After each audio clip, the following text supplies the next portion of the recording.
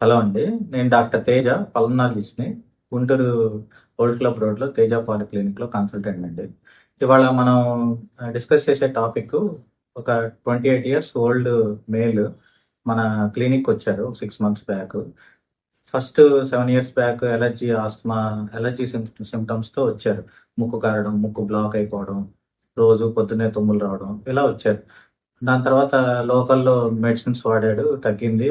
తర్వాత పోను పోను 3 years back ఆయాసం, ఛాతీ బరువుగా ఉండడం ఇట్లా లక్షణాలు పెరిగినాయన్నమాట. తర్వాత ఇప్పుడు ఈ ఛాతీ బరువు, ఆయాసం కూడా ఇదివరకు సీజన్‌లో వచ్చేది, వింటర్ సీజన్‌లో. తర్వాత రైనీ సీజన్, ఇప్పుడు ఎండాకాలం కూడా కంటిన్యూగా ఉండి మన దగ్గరికి వచ్చారనమాట. మనం పిఎఫ్టీ చేసి, ఎక్స్‌రే చేసి, కొన్ని బ్లడ్ టెస్ట్‌లు అవి చేసి డయాగ్నోస్ చేసి చూస్తే అబ్బాయికి అలర్జిక్ రైనైటిస్ ప్లస్ ఆస్తమా కలిపి ఉన్నాయి. మనం మందులు పెట్టిన తర్వాత సెట్ అయింది. ఇప్పుడు 6 మంత్స్ అయింది. చాలా బాగున్నాడు. ఇవాళ నేను చెప్పదలుచుకుంది ఏంటంటే, ఆ ఎలర్జీ, అన్‌కంట్రోల్డ్ ఎలర్జీ చాలా రోజుల నుంచి అట్లా వదిలేసేస్తే అది ఆస్మా కింద మారుతది. 4, 5 ఇయర్స్ అట్లా వదిలేసేస్తే.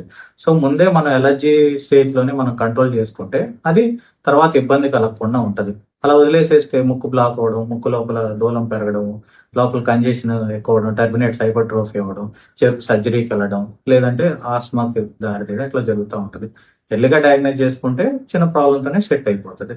సో, దీన్ని యూజ్ చేసుకుంటారని నేను కోరుకుంటున్నాను. Thank you.